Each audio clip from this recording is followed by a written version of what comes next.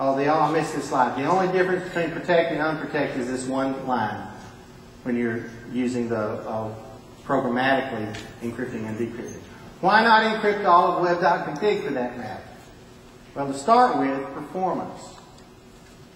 If you're talking about a high usage site and you read the configuration file a lot, every time you read it, you're going to have to go through the encryption-decryption process.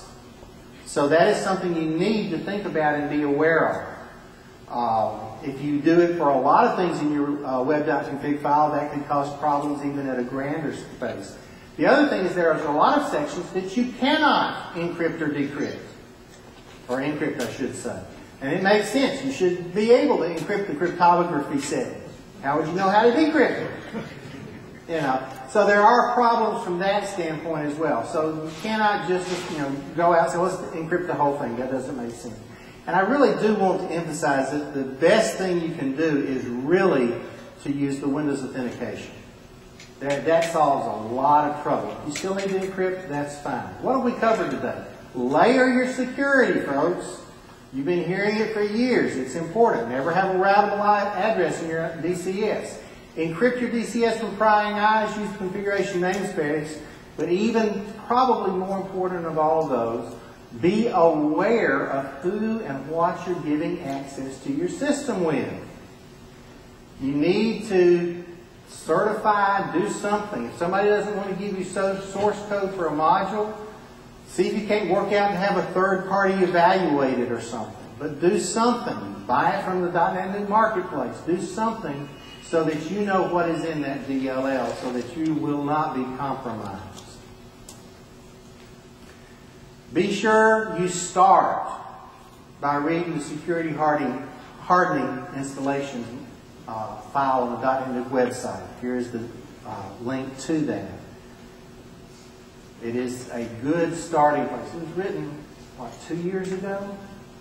So it's been there long enough that we need to be looking at it. We need to be thinking about these things. .NET is not a background toy. It is an enterprise application now. You can find me at that email address and all of the stuff except for the hacking stuff you will find in a download on that page. No, I'm not going to give you that. If you need it that bad, it's not hard to do. You can figure it out, folks.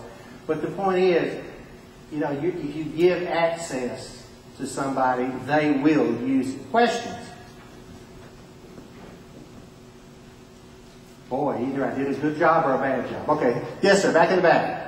If you were to use the programmatic functions to encrypt the DCS, would it be possible for someone else to unencrypt it with the command line tools on that same machine? The question is, if you were to programmatically encrypt your DCS, would somebody on the same machine be able to use the command line tool to decrypt it? And the answer is absolutely.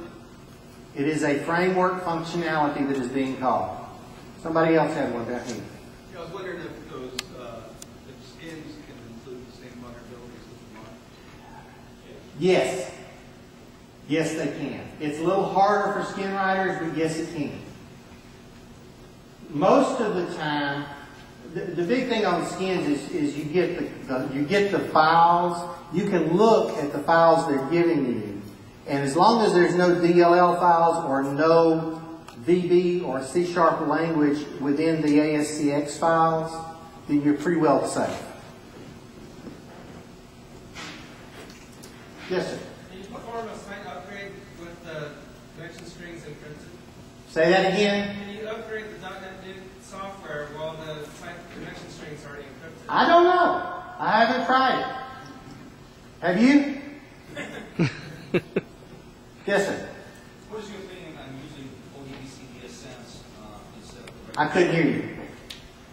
What do you think about using ODBC DSMs instead of connection strings to hide the connection strings themselves? The problem with that, to me, is it's easy to pick one of those up and carry it to another computer, but it still would work, I would think. From the shared hosting environment perspective, if you create DSM rather than using a connection string, that DSM is unique to that particular server. So Yes, that would help. So using an OBDC on a shared server instance, how are you going to create the OBDC drive, the OBDC connection? Typically, it's a function of control panel software. Okay, if your control panel, in other words, if you're on a shared server, you don't have the access to do it unless you have unless you have a control panel functionality to give it to you. So it's kind of a caveat both ways, but a good question. Anybody else? Thank you.